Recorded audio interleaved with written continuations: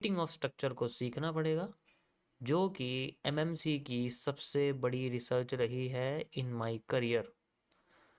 ठीक है, मैं किसी के साथ रहा लेकिन मैंने उसको आज तक खबर नहीं लगने दी मैं क्या कर रहा हूँ। ठीक है, कभी नहीं खबर लगने दी। और जब असलियत पता लगे कि वो हमारे बारे में क्या सोचते हैं, तो हम वहाँ से निकल लिए, क्योंकि उन्होंने कोई जवाब ही नहीं दिया। This is called a guys repeating of structure. मैं बहुत धीरे से समझाऊंगा ये वाला टॉपिक आपको। ठीक है, तो थोड़ा इसमें टाइम जा सकता है, क्योंकि ये सप्लाई और डिमांड को मेज़र करने की जड़ है, रूट है। अगर इसको आपने अच्छे से मार्केट में समझना शुरू करा, क्योंकि ये टॉपिक नहीं है, ये एक साइकोलॉजी है। दिमाग के पर्दे खोलने, दिमाग नहीं सॉरी, दिमाग में पर्दे थोड़ी होते हैं, दिमाग के पुर्जे खोलने वाला कॉन्सेप्ट है ये। पर्दे तो कान के होते हैं।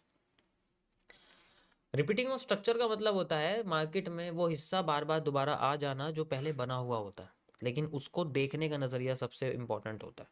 ठीक है, तो इसमें डिवाइड एंड रूल सबसे इंपॉर्टेंट है। इसमें आपको DAR, डिवाइड एंड रूल का कॉन्सेप्ट यूज़ करना पड़ेगा। ये सबसे इम्पॉर्टेंट है। अगर आप इसको यूज़ करोगे तो इजीली किसी भी स्ट्रक्चर को आप टुकड़ों में, जैसे कि अमेरिकन्स करते हैं। अमेरिकन्स क्या करते हैं, उनका सबसे बड़ा कॉन्सेप्ट किसी भी ऐप को डिज़ाइन करना, किसी भी बिजनेस को क्रिएट करना, यही रहता है कि वो अपने काम को डिवाइड करने की कोशिश करते हैं। वो कनेक्टिविटी क्रिएट करते हैं, ऐसे प्रोडक्ट्स को डिस्कवर करते हैं। जैसे फेसबुक है, जैसे अमेजन है, जैसे आपका वॉलमार्ट है, जैसे मैकडोनल्ड्स हैं, जितने भी आपके ये फ्रेंचाइजी हैं, मतलब कपड़ों की या खाने की, ये सारी चीज़ें और सारी जितने भी और भी बिजनेसेस हैं, ये सारी चीज़ें ऐसे कनेक्ट करते हैं कि ये एक तो क्या होता है, रिपीटेशन में चलते हैं, सब रिपीटेशन में। ठीक है, और इनका सिस्टम ऐसे काम करता है कि ये डिवाइड एंड रूल वाला ऑप्शन यूज करते हैं। हमें भी मार्केट को इसी तरीके से समझना होता है। उनका बिजनेस मॉडल बिल्कुल इसी तरीके से काम करेगा जैसे मैं आपको समझा। अब बात करते हैं कि ये काम कैसे करता है। ठीक है, MMC stands for the mirror market concept.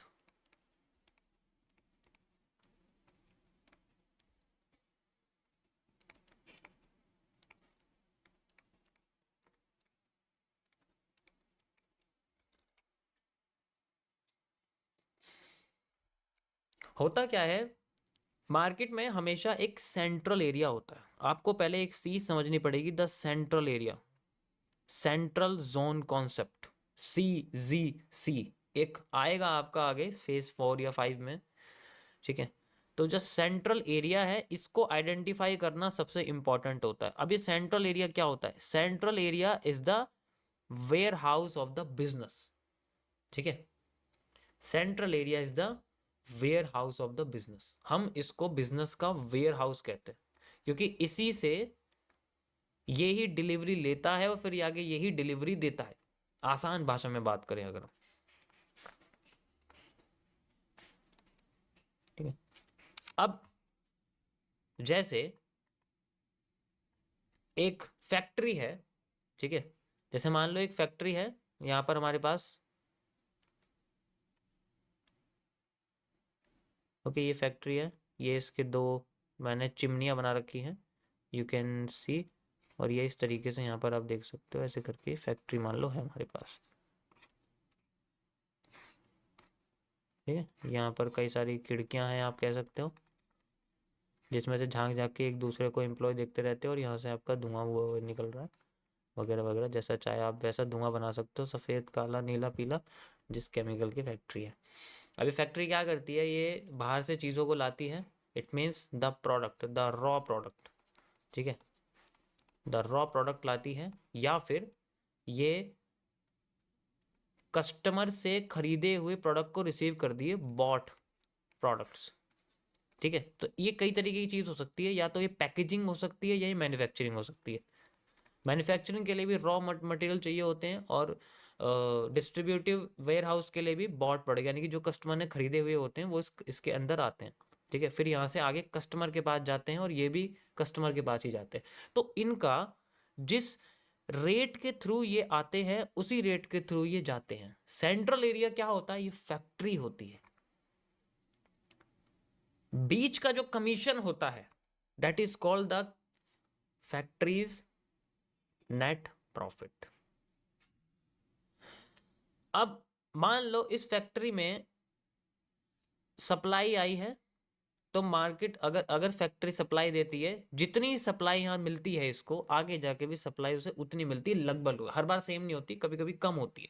आप ये समझ सकते हो, अगर कम है तो फैक्ट्री ने ज्यादा कमीशन लिया है, ज्यादा है तो फैक्ट्री को प्रॉफिट ज्यादा हो, इसलिए वो ज्यादा सप्लाई अपने ज्यादा दे रही है। बस आपको ये समझना है कि सेंट्रल जो एरिया है वो फैक्ट्री है। इसी तरीके से हमारे चार्ट पे होता है।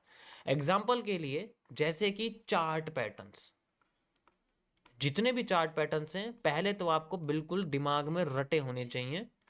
उनके काम करने का तरीका क्या है उससे कोई मतलब नहीं, आपको दिमाग में याद होने चाहिए। चार्ट पैटर्न यानी कि जितने भी मार्केट में वेजेस हैं, descending wedge, ascending wedge, normal wedge, ठीक है, जितने भी मार्केट्स में ट्रायंगल्स हैं, ठीक है। अब ट्रायंगल्स में क्या, आइसोसेलस है, ठीक है, आइसोसेलस है, स्केलन वाला है, और आपका इक्विलेटरल है जिसे हम लोग पीनट बोलते हैं। पीनट इक्विलेटरल होता है और कभी कभी आइसोसेलस भी होता है। ट्राइंगल है, डिसेंडिंग ट्राइंगल है, असेंडिंग ट्राइंगल है, वो यही तो होते हैं सब, इनकी इनकी बरादरी है वो सारी। ट्राइंगल के अंदर ही पीनट आता है। फिर आपके हेड एंड शोल्डर्स हैं या फिर इन्वर्टेड हेड एंड शोल्डर्स हैं, ऑब्वियस सी बात है। जितने भी तरीके के दिमाग में याद होने चाहिए, ये सारे सेंट्रल एरियाज हैं। एसएमसी की भाषा में इनको उन्होंने, आईसीटी ने इसको स्ट्रक्चर में कन्वर्ट करके बोला हुआ है, ठीक है। इनको स्ट्रक्चर में बोला हुआ कि ये जितने भी चार्ट पर इनको हम स्ट्रक्चर बोलते हैं। जब ये टूटते हैं तो मार्केट में एक रीटेस्टिंग क्रिएट होती है, फिर हम मार्केट में कंटिन्यू करते हैं। ऐसा उनका कॉन्सेप्ट है।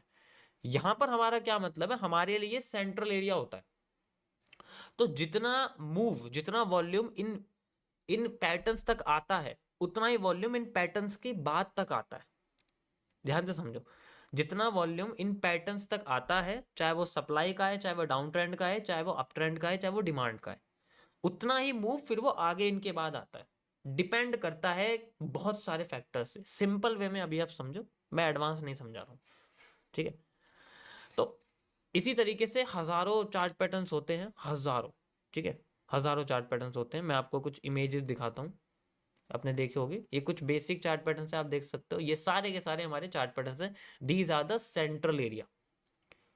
अब दुनिया क्या कहती है कि जब भी ब्रेक करेगी वहां जाओ, ऊपर जाओ, ऐसे कर देगी, ठीक है। यहाँ ब्रेक कर देगी, यहाँ एंट्री कर लो, यहाँ एंट्री लगा दो, यहाँ प्रॉफिट हो जाएगा, स्टॉप लॉस हो जाएगा, यहाँ एंट्री लगा दो, यहाँ स्टॉप लॉस हो जाएगा, प्रॉफिट, इस तरीके से बोलती है। एक्चुअल मतलब क्या है यहाँ मैं आपको बताता हूँ इसका। यहाँ जनरली ये सारे पैटर्न सेंट्रल एरिया है। इनके पीछे का मूव डिपेंड करता है इनके आगे आने वाले मूव के बारे में, आगे आने वाले मूव के बारे में डिपेंड करता है। कैसे, अभी मैं आपको समझाता हूँ। तो आपको बस शुरुआत में अपनी आंखें उल्लू की तरह बनानी पड़ेगी कि हमारे पास अगर कोई भी चार्ट पैटर्न है, जैसे कि एग्जांपल के लिए मार्केट में पीनट बनता है, ऐसे ऐसे ऐसे ऐसे ऐसे बनता है। तो अगर मार्केट इसको ऊपर से मान लो ब्रेक करती है, ठीक है, वैसे तो पीनट की अपनी कोई डायरेक्शन नहीं होती, लेकिन इन केस अगर ऊपर ब्रेक करती है तो जितनी डिमांड यहां से लेकर यहां तक मार्केट देती है, ये वॉल्यूम है जो इस फैक्ट्री तक आया है। यहाँ पर फैक्ट्री जो है वो पीनट है हमारे पास, peanut is the factory. Peanut तक सप्लाई पहुंची है, सॉरी डिमांड पहुंची है। अब यही डिमांड हमें दिखेगी यहां से लेके यहां तक, उसके बाद मार्केट यहां तक जाके हमें रिवर्स करती हुई दिखेगी। कभी कभी रिवर्स भी नहीं करती, ऊपर वो चली जाती है। सो ये मूव हमें ऊपर की साइड इसको देखना पड़ता है।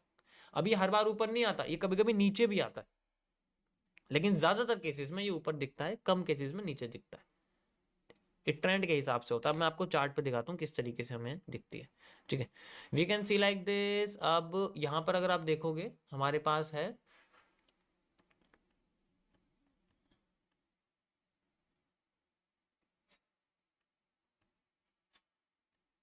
बढ़िया सा पिनेंट दिखाऊंगा, सुंदर सा एकदम। पिनेंट तो नहीं है लेकिन कुछ और पैटर्न आपको दिखा देता हूँ, पिनेंट जैसा ही है। ये आप देख सकते हो, ये हमारे सामने एक ट्राइंगल बना हुआ है, ठीक है, ऐसे करके। ये दिख रहा है आप लोगों को, ट्राइंगल है, बिल्कुल है। इसको आप सेंट्रल एरिया कंसिडर करो, और इस सेंट्रल एरिया के बॉटम को तोड़ने के बाद मार्केट अपने आप को कहां लेके जा रही है, यू कैन सी बॉटम को तोड़ा।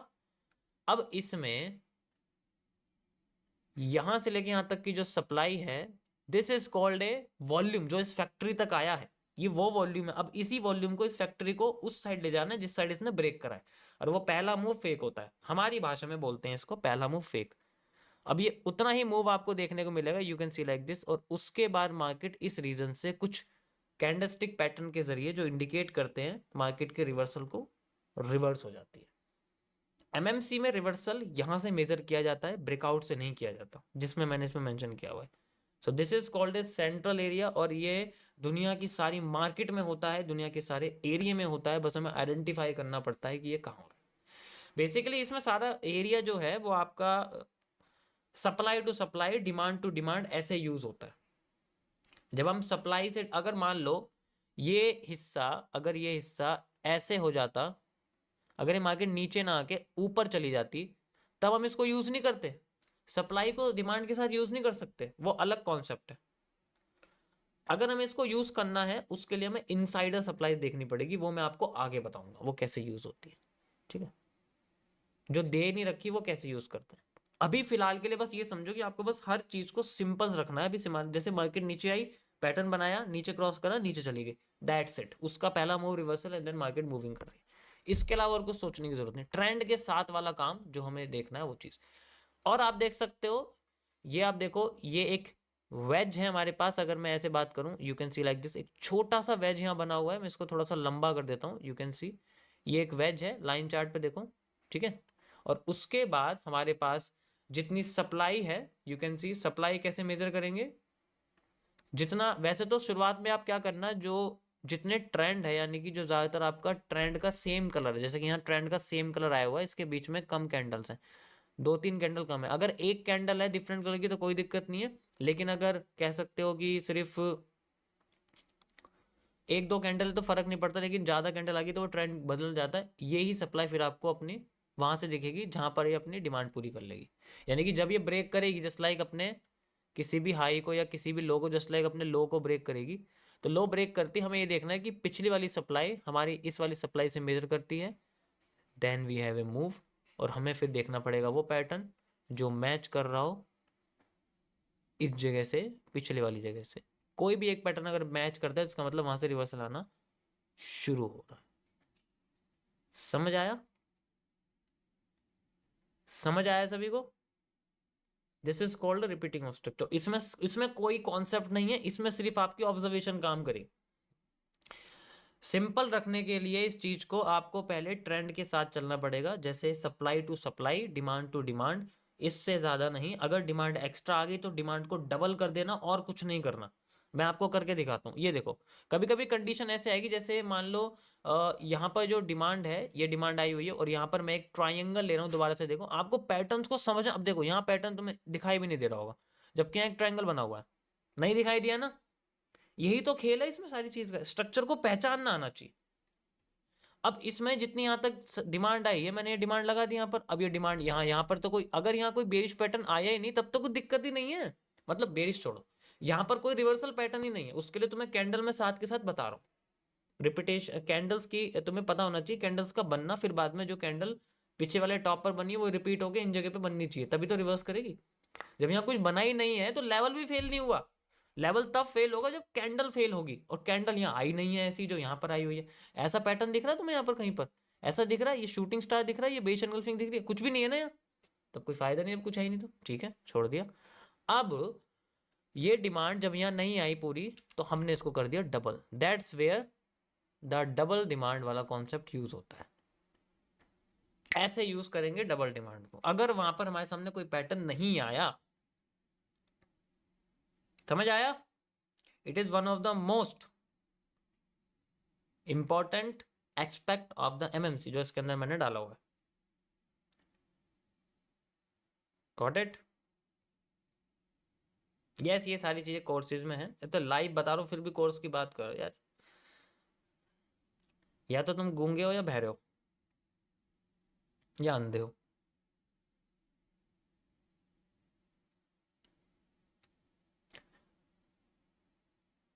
अब ऐसे ही पूरा मैं तुम्हें पूरी मार्केट सॉल्व करके दिखा दूंगा, पूरी दिखा दूंगा ऐसे करके, बार रिप्ले करके दिखाता हूँ, रुको। इससे तुम्हें बार रिप्ले करके दिखाता हूँ मैं, समझ जाओगे कैसे रिपीटेशन ऑफ स्ट्रक्चर। अभी क्या गिर गया, ओए होए, पेन गिर गया अभी।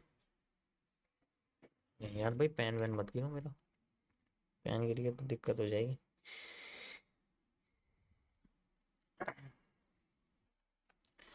मैं आपको बार रिप्ले करके दिखाता हूँ, अभी पता लग जाएगा।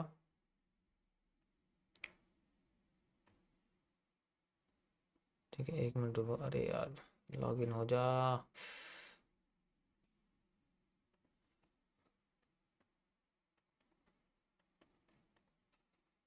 कोई सा भी खुल जाएगा, मैं लगा दूंगा इसमें।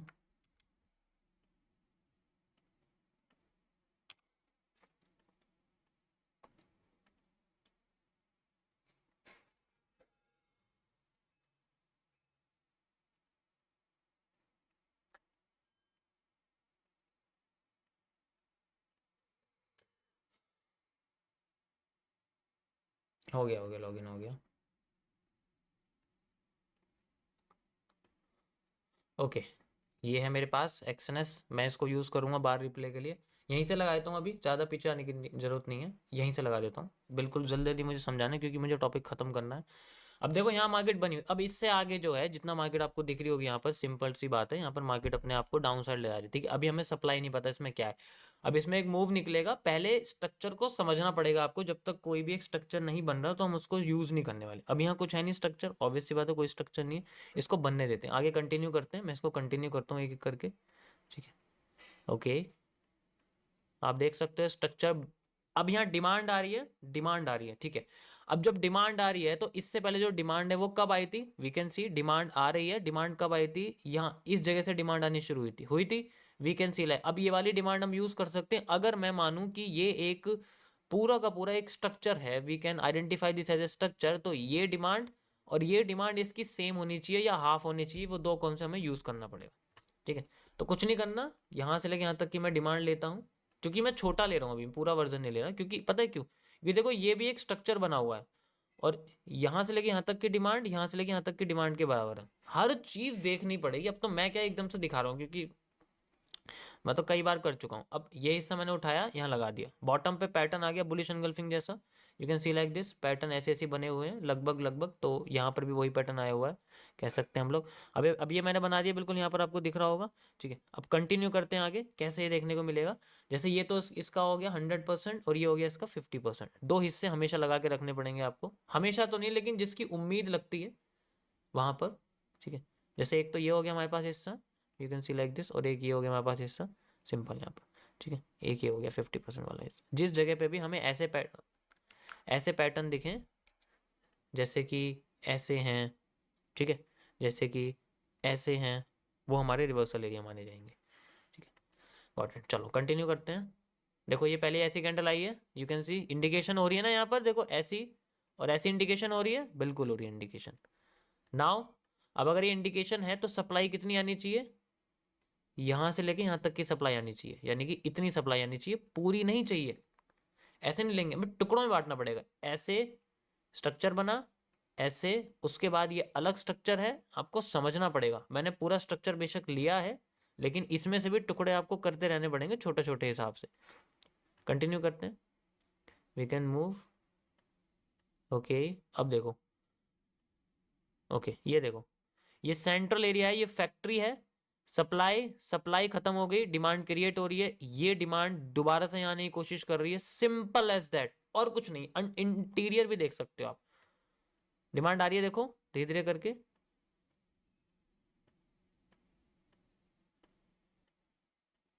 ओके, थोड़ी सी सप्लाई और एक्स्ट्रा आई है यहाँ पर, डिमांड आ रही है, अब यहाँ से आ रही है डिमांड। Okay,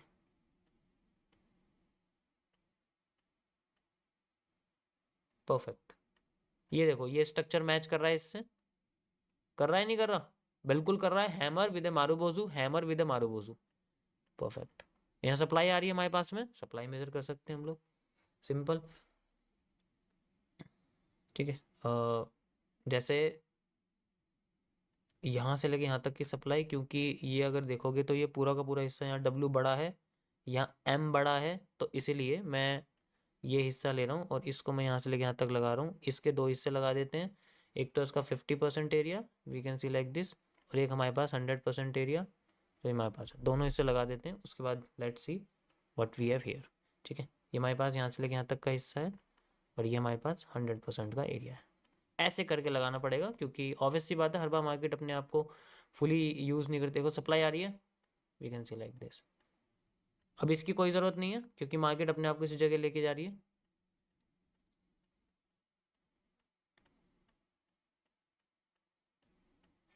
perfect. तो इस तरीके से आप यूज़ कर सकते हो रिपीटेशन ऑफ स्ट्रक्चर्स को, अच्छे से समझ सकते हो। देखो यहाँ पर आते मार्केट में बुलिश प्रेशर आने शुरू हो गए हैं, नीचे से देखो हैंगिंग मैन बन रहे हैं, यहाँ पर प्रेशर्स बनते जा रहे हैं। अगर आप ध्यान से देखोगे इस जगह पर बहुत अच्छे अच्छे प्रेशर आ रहे हैं, इंडिकेट कर रहे हैं मार्केट में ऐसे करके कर्व होने वाला जो मूव आता है वो वाला इंडिकेट कर रहे हैं। क्योंकि अगर आप देखोगे तो मार्केट ऊपर से भी कर्व होके आई है, कर्व होके आई, तो यहाँ पर मार्केट कर्व होके जाने की कोशिश कर रही है। कर्व होती है तो अगर ऐसे कर्व है, ये कर्व है, तो ये पूरा का पूरा स्ट्रक्चर एक हमारे लिए बन जाएगा सेंट्रल एरिया। ये डिमांड यहाँ से क्रिएट हो जाएगी, जस्ट लाइक जैसे भी दिखती है डिमांड का पैटर्न। देखो आगे bullish engulfing, hanging man, bullish engulfing, bullish engulfing, देखो hanging man, marubozu, same demand use कर सकता हूँ मैं यहाँ से, सेम टू सेम यहाँ से लाइक दिस, यहाँ से लेके यहाँ तक की डिमांड एंड यहाँ से लेके यहाँ तक की डिमांड। ठीक है, ये रिवर्सल एरिया आप जगह यही है, मतलब कह सकते हो थोड़ा बहुत नीचे ना आके ऊपर आइए, we can see like this and ये देखो बस हमने मूव। Got it. ऐसे करके हम रिपीटेशन ऑफ स्ट्रक्चर कर सकते हैं। अच्छे से स्ट्रक्चर्स को हमें आधा आधा बांटना पड़ेगा, मैंने थोड़ा सा एडवांस में बता दिया। ठीक है, तो ऐसे आप बार रिप्ले करके प्रैक्टिस कर सकते हो। देखो मैंने आपको यही करके दिखाया अभी, ये करी हुई मार्केट पे, वो मैंने आपको एम्प्टी मार्केट में यही हिस्सा करके दिखाया, तो ऐसा कुछ नहीं है, इजीली हम कर सकते हैं किसी भी चीज़ को। ठीक है, अब इसमें इंपॉर्टेंट चीज़ और क्या है। ठीक है, ये तो चलो ठीक है मान लिया ऐसे है, लेकिन अब इसमें सबसे इंपॉर्टेंट चीज़ आती है, पहचानेंगे कैसे कि ये सेंट्रल एरिया है या नहीं है। पहचानेंगे कैसे भाई? सबसे बड़ी समस्या तो इसमें है कि चलो मैंने तो बोल दिया, आराम से कर भी रहा हूं, लेकिन जब बैठोगे ना चार्ट पे अकेले तो ऐसा लगेगा पता नहीं क्या है, किसको मेजर कर लूं मैं इसमें, मैं किस चीज को मेजर करूं, मुझे कुछ समझ ही नहीं आ रहा, ऐसा लगेगा, हफ्तों तक लगेगा। और जब काम करना शुरू करेगा तब भी दिक्कत आएगी, ऊपर क्लोज हो रही है, नीचे आ रही है, थोड़ी और नीचे आ रही है, ऊपर हो रही है। ठीक है, पता लग रहा है डबल डिमांड करते हैं तो वो डबल डिमांड की बजाय 50% डबल डिमांड से रिवर्स कर जाती है या और ज्यादा चली, ऐसी दिक्कतें आनी शुरू होंगी अभी तो। ठीक है, अब समस्या इस चीज की नहीं है, देखो उस चीज को समस्या मत समझो, वो प्रैक्टिस से आती है। आपको बस सबसे इंपॉर्टेंट है, मैं अब भी कह रहा हूँ, चार्ट पैटर्न समझना पड़ेगा, MW समझने पड़ेंगे, क्योंकि मार्केट में शायद आपको ये दिखेंगे। अभी ट्रेंड के साथ चलने वाला काम करना है, demand to demand, supply to supply, उनके बीच में फैक्ट्रीज को ढूंढना पड़ेगा और उन फैक्ट्रीज के मूव को आइडेंटिफाई करना पड़ेगा। Got it? समझ आया?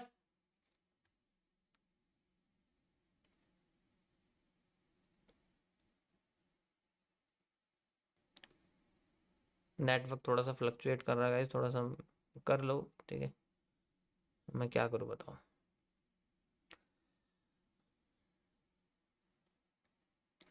जब मैं आपको ये ऑफलाइन में समझाऊंगा ना सामने से करके, तब तुम्हें और अच्छा लगेगा। अभी कोई बात नहीं, सामने से ऐसे ही समझो जैसे क्लास ही चल रही है एक तरह से।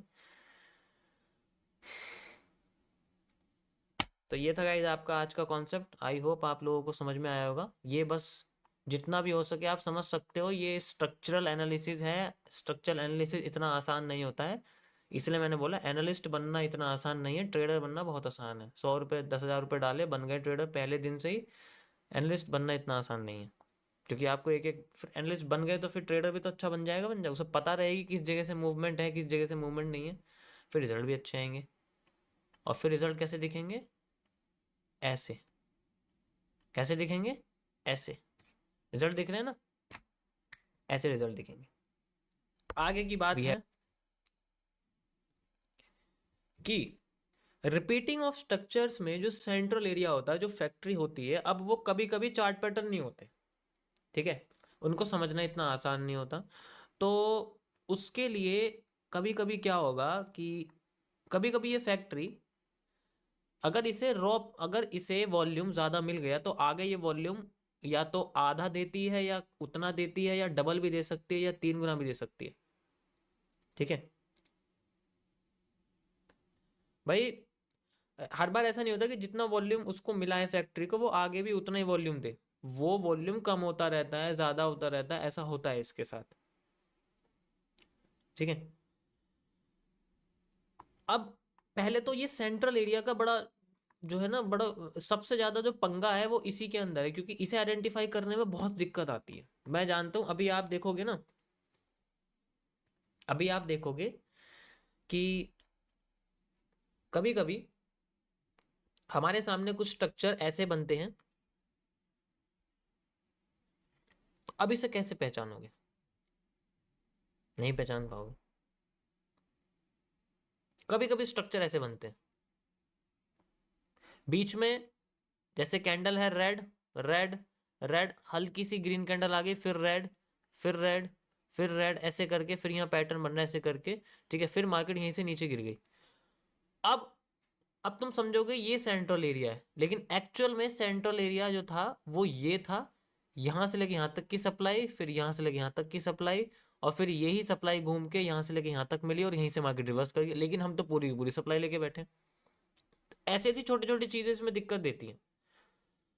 देखो मैं इसको खुल के बता रहा हूँ, रिपीटिंग ऑफ स्ट्रक्चर में सप्लाई डिमांड तभी काम करेंगे जब आप इसको बहुत कॉम्प्लेक्स सोचना शुरू करोगे। लेकिन शुरुआत में सिंपल से कॉम्प्लेक्स से चलना। जैसे मैं तुम्हें सिंपल समझा रहा हूँ कि आपको अगर डाउन साइड दिख रहा है तो पैटर्न के डाउन साइड की तरफ जाने की ज्यादा सोचना है, उसके सप्लाई के बारे में ज्यादा सोचना है, डिमांड के बारे में नहीं सोचना। ठीक है। अगर डिमांड आ रही है और कोई पैटर्न बन रहा है तो डिमांड के बारे में सोचना है, सप्लाई के बारे में नहीं सोचना है, क्योंकि अब आपको नहीं पता सप्लाई कौन सी लेनी है। वो इनसाइडर वाला कॉन्सेप्ट यूज हो जाता है। उसके बारे में आपको आगे बताऊंगा कैसे काम करता है। समझ आया ये? तो दिक्कत बस सेंट्रल एरिया में, सप्लाई तो तुम मेजर कर ही लोगे, डिमांड भी मेजर कर लोगे इजीली। और भी सुनो दूसरी चीज। अभी अपने लोड को कम करने के लिए डिवाइड एंड रूल का कॉन्सेप्ट यूज करना है। अब आपको डिवाइड एंड रूल के जरिए, ये डिवाइड एंड रूल मैंने बता तो दिया आपको कि स्ट्रक्चर को हम आधा कर रहे हैं, वो पहली कंडीशन है उसकी। ठीक है। दूसरी कंडीशन जो है, दूसरी कंडीशन है,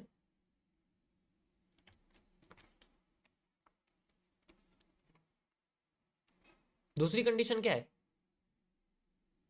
पहली कंडीशन चलो ये होगी कि हमने स्ट्रक्चर्स को डिवाइड करते रह रहे हैं और हर स्ट्रक्चर के supply, structure supply, demand structure demand. अब यहां पर दूसरा डिवाइड एंड रूल का है कि हमें सिर्फ सिंगल वॉल्यूम की प्रैक्टिस करनी है, यानी कि सिंगल वॉल्यूम। ये सारे वॉल्यूम एनालिसिस हैं, मार्केट का होल्डिंग वॉल्यूम मेजर कर रहे हैं। ठीक है, सिंगल वॉल्यूम यानी कि या तो आप मार्केट में पहले सप्लाई पे मास्टरी करने की कोशिश करो, या फिर मार्केट में डिमांड पे। आप सोचोगे ये डिमांड सप्लाई का मतलब क्या? अगर आप डिमांड पे मास्टरी करना चाहते हो तो डिमांड के बाद रिवर्सल आता है सेल साइड, तो आपकी अगर ट्रेडिंग करोगे तो सेल साइड की तुम्हारी मार्केट अच्छी जाएगी। अगर आप सप्लाई पे, सप्लाई के मास्टर बनोगे तो सप्लाई ऐसे आएगी तो मार्केट में, फिर मार्केट ऊपर जाएगी तो तुम बाय साइड की मास्टरी बनोगे।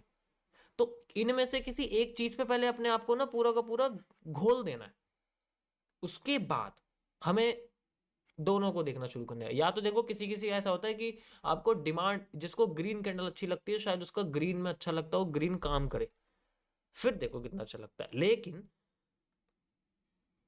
दोनों को एक साथ कंबाइन करके यूज करने की कोशिश करोगे तो सिर्फ एक ही चीज हाथ लगेगी, और वो है कंफ्यूजन और इनकरेक्ट लाइंस। ये जिस लाइन से आप मेजर करोगे, ये लाइन है, पहले लाइन को समझो, ये जो लाइन है this is called QFL। Repeating of structures को जब डिवाइड करते हैं तो प्रीवियस सप्लाई और आगे की सप्लाई डिमांड को एक लाइन से मेजर करा जाता है। इस लाइन का मैंने नाम रखा हुआ QFL। QFL का मतलब है क्वांटिटी फॉलोइंग लाइन। ठीक है, क्वांटिटी फॉलोइंग लाइन, तो यानी कि ये जो झंडे दिख रहे हैं आपको, ये झंडे ही हैं, झंडे की जो लाइन है quantity following line, and this is the reversal and retesting area, जो भी आप कहना चाहो। समझ आया? तो पहले अपने भार को आधा करना है, जैसे कि सपोर्ट रेजिस्टेंस के केस में मैंने बताया, जब आपको मैं बेसिक समझा रहा था तो उस केस में भी यही था कि आपको या तो आप सपोर्ट पे अपनी मास्टरी क्रिएट करो तो आपका बाय साइड अच्छा हो जाएगा, अगर आप रेजिस्टेंस पे अपनी मास्टरी करते हो तो आपका सेल साइड अच्छा हो जाएगा। अपने काम को आधा करना है, हमेशा दोनों तरफ जो है भूखा नहीं बैठना, किसी एक साइड में भूखा बैठना है।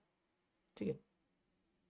और स्टार्टिंग में स्ट्रक्चर्स को समझने का सबसे बढ़िया मेथड क्या है, डिवाइड एंड रूल का थर्ड पॉइंट अब मैं बता रहा हूं। पहला पॉइंट आपको मैंने बता दिया, दूसरा पॉइंट आपको बता दिया, the third point is very crucial. और ये क्रूशियल इसलिए है क्योंकि स्ट्रक्चर्स को समझने के लिए आपको पहले चार्ट को समझना पड़ेगा। और चार्ट एक बिगनर के लिए, आप खुद सोचो, आपके लिए जो चार्ट टाइप है बिगनर के लिए, वो लाइन चार्ट सिंपल है या कैंडल स्टिक चार्ट सिंपल है? ऑब्वियस सी बात है लाइन चार्ट सिंपल है। तो लाइन चार्ट के स्ट्रक्चर से समझना शुरू करो, उसके बाद कैंडल पर शिफ्ट हो। लाइन चार्ट बिगनर्स के लिए होता है और भी ज्यादा इजी हो जाए। अब तुम्हें लाइन पे दिखाता हूं मैं कैसे दिखेगा, यही हिस्सा मैं तुम्हें लाइन पे दिखाता हूं। अब देखो, एकदम बिल्कुल निचोड़ के निकलते हैं इसमें, पैटर्न एकदम मस्त। स्ट्रक्चर्स को समझना शुरू करना है, सप्लाई डिमांड नहीं मेजर करना है इसमें, नहीं, स्ट्रक्चर्स को समझना है कि डब्ल्यू कहाँ है, एम कहाँ है, पैटर्न्स कहाँ है, rising veg, triangles, head and shoulder कहाँ बने हुए हैं अच्छे से मार्केट में पिछला। क्योंकि आपको शुरुआत में आपको मार्केट क्रिएट नहीं करनी है अभी, लाइव मार्केट पे तो कभी नहीं बैठना, मार्केट कभी क्रिएट नहीं करनी शुरुआत में। एक हफ्ते तक तो समझ लो अगर ये रिपीटिंग ऑफ स्ट्रक्चर कर रहे हो। अब स्टार्टिंग में आपको क्या करना है, बनी हुई मार्केट को अच्छे से याद करना है। अभी मैंने बोला था कि अभी मैंने आपको जो 30 मिनट्स के टाइम फ्रेम पर, अभी आपने देखा होगा 30 मिनट्स के टाइम फ्रेम में मैंने बिटकॉइन का एनालिसिस किया था, याद है? अभी मैंने बिटकॉइन का आपको एनालिसिस करके दिखाया था, यू कैन सी, यही यहीं से गिर गई ना मार्केट, यहीं से गिरी या नहीं गिरी?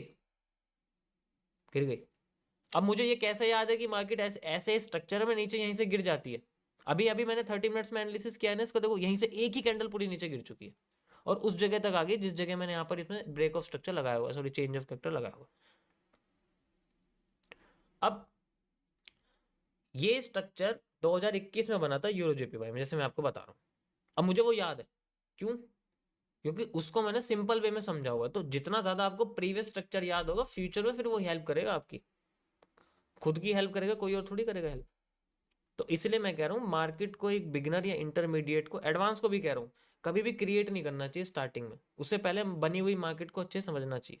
उसके बाद जाके जब आप धीरे धीरे करके देखोगे ना, भाई हाँ मार्केट बन रही है, मैं उसको धीरे धीरे करके सॉल्व कर रहा हूँ एक साइड से सिंपल वे में, कि डिमांड है तो डिमांड, सप्लाई है तो सप्लाई। जो चीज़ पसंद है, जो चीज़ अच्छी लग रही है, जिसमें अच्छा खासा होता है, जैसे किसी का होता है भाई मेरा बाई साइड अच्छा है, तो जब भी मैं बाई साइड की तरफ देखता हूँ मेरा अच्छा काम कर रहा है, तो आप सप्लाई के पीछे भागो, सप्लाई का रिवर्सल एरिया पकड़ो, डिमांड क्रिएट हो जाएगी। किसी को ऐसा लगता है मेरा सेल साइड अच्छा है, तो बंदे फिर वो सेल साइड में जाते हैं। ठीक है,